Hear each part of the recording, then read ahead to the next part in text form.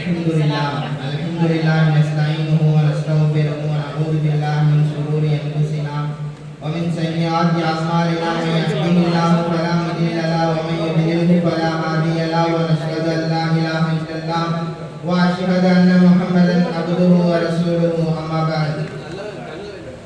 فقد قال الله تعالى في القرآن العظيم والفرقان المجيد بعد أعوذ بالله من الشيطان الرجيم بسم الله الرحمن الرحيم لا تقربوا الصلاة وأنتم سكارى صدق الله العلي العظيم وصدق رسول النبي الكريم قال رسول الله صلى الله عليه وسلم الخمر جماع الإثم comma கால அலைஹிஸ்ஸலாத்து வஸ்ஸலாம். எல்லா புகழும் நம்மை படைத்து பரிமாறுகின்ற அந்த அல்லாஹ்வுக்கே உரித்தாகட்டுமாக. சாந்தியும் சமாதானமும் எம்பெருமானார் ரசூலே கரீம் ஸல்லல்லாஹு அலைஹி வஸல்லம் அவர்களின் மீதும் அவர்களுடைய குடும்பத்தாரின் மீதும் அவர்களை பின்பற்றி வாழ்ந்த சத்திய சஹாபாக்கள் தாபீன்கள் தபா தாபீன்கள் இன்னும் இந்த அவையில் குழுமியிருக்கும் நம் அனைவர்களின் மீதும் அல்லாஹ்வுடைய சாந்தியும் சமாதானமும் என்றென்றும் நின்று நிலவட்டுமாக.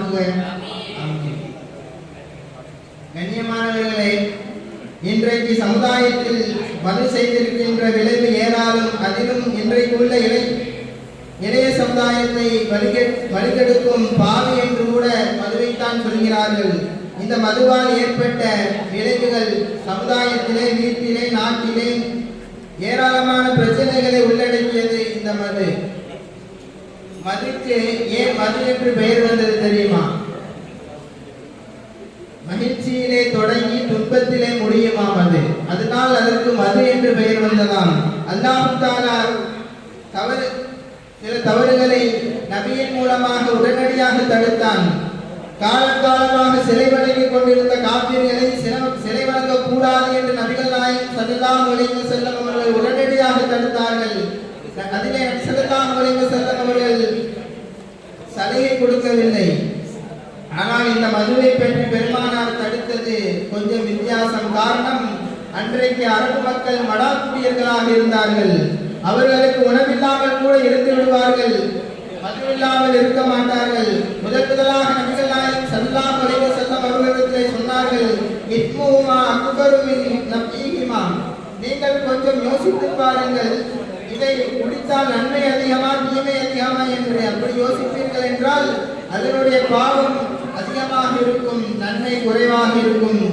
நபிகள் நாயகம் ஸல்லல்லாஹு அலைஹி வஸல்லம் அவர்கள் எடுத்த இடத்தில் மதுவை குடிக்காதீர்கள் என்று சொன்னால் அந்த மக்கள் கேட்பதற்கு தயாராக இல்லை. அதற்கு பின்னால் சில நபர்கள் தொழுகைக்கும் குடித்து விட்டு வந்தார்கள். தொழுகையில ஒருத்தர் ஓதுறாரு, குல்யா அய்யுஹல் காஃபிரூன் லா அஅ்புது மா தஅ்புதூன் என்று வருமே. அந்த வசனத்தில் அவர் குல்யா அய்யுஹல் காஃபிரூன் லா அஅ்புது மா தஅ்புதூன் என்று ஓதுகிறார். நீங்கள் யாரை வணங்குகிறீர்களோ அவர்களையே நாங்களும் வணங்குகிறோம் என்று ஓதுகிறார். இதை பார்த்து கொண்ட நபிகள் நாயகம் ஸல்லல்லாஹு அலைஹி வஸல்லம் அவர்கள் சொன்னார்கள், லா தக்ரபு ஸலாத வ அன்தும் சுகாரா. குர்ஆனுடைய வசனம் இறங்குகிறது, நீங்கள் போதையோடு தொழுகைக்கு வர வேண்டாம், அப்படி நீங்கள் வந்தால் உங்களுடைய தொழுகை பாழாகிவிடும் என்கிறார்கள்.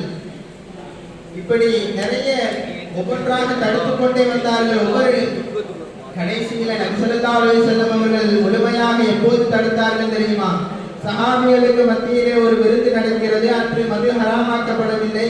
அன்சாரிகளும் முஹாஜிர்களும் அங்கு கலந்து கொண்டிருக்கிறார்கள். மதுவிலே மயக்கத்திலே போதையிலே தள்ளுமுள்ளு ஏற்படுகிறது. ஒரு சஹாபி மற்றொரு சஹாபியை அடிக்கிறார். அவர்களுடைய தலையிலிருந்து ரத்தம் ஒழுகிக் கொண்டிருக்கிறது. ரத்தம் ஒழுகிக் கொண்டிருக்கக்கூடிய அந்த சஹாபி நேரடியாக நபிகள் நாயகம் ஸல்லல்லாஹு அலைஹி வஸல்லம் அவர்களிடத்திலே வந்து முறையிடுகிறார்கள். இதை பார்த்து கொண்டிருந்த உமர் ரலியல்லாஹு தஆலா அவர்கள் உடனே கையேந்தினார்கள். அல்லாஹும்ம பையின்னனா பில் ஹம்ரி பயானன் சாஃபியா. யா அல்லாஹ், இந்த மதுவினுடைய விஷயத்திலே எங்களுக்கு ஒரு தெளிவான தீர்ப்பை எங்களுக்கு வழங்க. அல்லாஹ் உடனே ஜிப்ரீல் அலைஹிஸ்ஸலாம் அவர்களை அனுப்பினார்.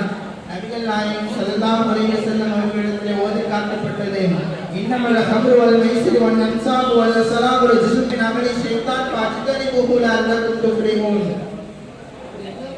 நிச்சயமாக மதுவிலே கேடு இருக்கிறது, சீட்டு விளையாட்டிலே கேடு இருக்கிறது, குறிப்பார்ப்பதிலே கேடு இருக்கிறது என்றெல்லாம் அதிலே சொன்னார்கள் நபிகள் நாயகம் ஸல்லல்லாஹு அலைஹி வஸல்லம்.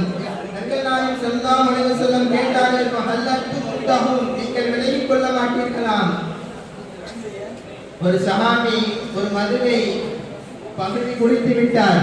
பகுதி குடித்துவிட்ட இந்த சஹாபியிடம் வந்து இந்த வசனத்தை ஒரு சஹாபி ஓதி காட்டுகிறார்.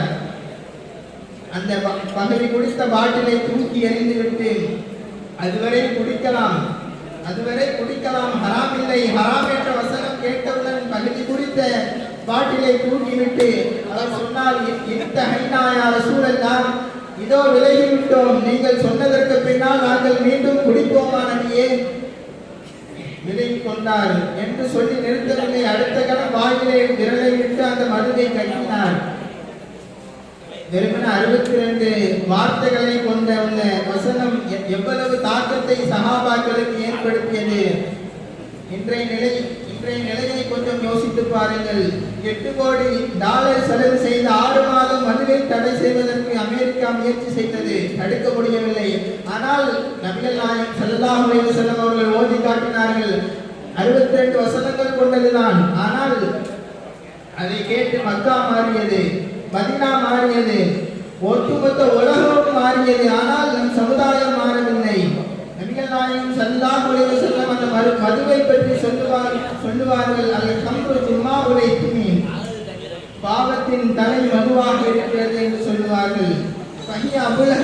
அபுல் கைஸ் சொல்லுவார்கள், இந்த மது குடிப்பவனை பற்றி சொல்லுவார்கள், யஸீரு மஜ்னூனா, மார்க்கம் ஒருவனை கண்ணியமானவனாக வாழ சொல்கிறது. ஆனால் அவன் மதுவை குடித்துவிட்டு பைத்தியக்காரனாக இருக்கிறான் என்று அவர் சொல்கிறான். யஸீரு சிபியான இந்தன்னாஸ், மக்களிடத்தில் சின்ன பையனோட கேவலமாக அவர் இருக்கிறார் என்று அவர் சொல்கிறார். அவன் கண்ணியத்தை குறைக்கக்கூடிய பாவி அந்த மதுதான், உண்மைதான். அப்போது இஸ்ஸத் போனது. ஒரு வீட்டுல மனைவி சொல்றாங்க, என்னுடைய கணவரை நான் எதிர்பார்த்து கொண்டு காத்திருந்தேன், வரும்போது அவர் வீட்டிற்கு மல்லி வாங்கிட்டு வருவாரு, மல்லிப்பூ வாங்கிட்டு வருவாரு என்று காத்திருந்தேன். அவள் மல்லியை நினைக்க அவன் மில்லியோடு வந்தான். மில்லியோடு வந்து கதவை தட்டுகிறான். அந்த மனைவி அந்த குடும்பத்தில் கௌரவத்தோடு ஏடு பாதி அரக்கன் அந்த மது என்றால் மிகையாகாது. கண்ணியமானவர்களை, இன்றைக்கு எல்லாம் சமுதாயத்தை பார்க்கிறோம். சாக்கடையில் படுத்து கிடக்கிறான் நம்மால். மது குடித்த போதையில் எங்கு இருக்கிறோம் என்று தெரியவில்லை. பக்கத்துல ஒரு நாயை வேற படுக்க போட்டுக்கிறான். அந்த நாய் கூட பேசிக்கொண்டே இருக்கிறான். மனிதன் மது குடிச்சா என்ன நிலைமைக்கு ஆளாகிறோம்னு பாருங்க. கேவலமாக பார்க்கப்படுகிறது. அதே போட்டுத்தான் ஒரு குடியாரன் தன்னுடைய நண்பனிடத்திலே சொல்லுவான், நண்பா, உனக்கு நான் ஒரு விருது கொடுக்கிறேன். என்னுடைய வீட்டுல இருந்து ஒரு ஆடை நான் தெரியாம தூக்கிட்டு வந்து உனக்கு விருது தரேன். அந்த ஆடையை தூக்கிட்டு வந்து அறுத்து சமைச்சு சாப்பிடுவானோ. சாப்பிட்டு முடிச்சுட்டு காலையில வீட்டுக்கு வரையில பார்ப்பான். வீட்டுக்கு வரையில பார்த்தா அந்த ஆடு அப்படி நிற்கும். மனைவி இடத்துல கேட்பான், ஆடுக்கு எப்படி நிக்குது அப்படின்னு கேட்கல. அப்ப அந்த மனைவி சொல்லும், ஏன்பா இருக்கிறத தேடுற, நேற்றுல இருந்து நாயை காணோம், அதை போய் தேடுப்பா. அப்போ முடிச்சுட்டு நாயை கொண்டு போய் தூக்கிட்டு போய் அறுத்து சாப்பிட்டு முதலில் மனிதன் மதுவை குடிக்கிறான், பின்பு அந்த மது மனிதனை குடிக்கிறது. மக்களின் ஒழுக்கத்தையும் மதியையும் எடுப்பது இந்த மதுதான். பெரும்பாலான பகுதியில் குடியிலே கரைத்து விடும் பல ஆண்களால் அதிலிருந்து மீள் வரி தேடும் பெண்களுக்கு வாழ்வையே போராட்டமாக ஆக்குகிறார்கள் இந்த குடிகாரர்கள். அல்லாஹ் இந்த பாதையை விட்டும், இந்த கேவலமான இதை விட்டும் அல்லாஹ் நம் அனைவரையும் பாதுகாப்பானாக. வாஹிரு தஅவானா அல்ஹம்துலில்லாஹி ரப்பில் ஆலமீன். அஸ்ஸலாமு அலைக்கும் வரஹ்மத்துல்லாஹி தஆலா வபரகாத்துஹு.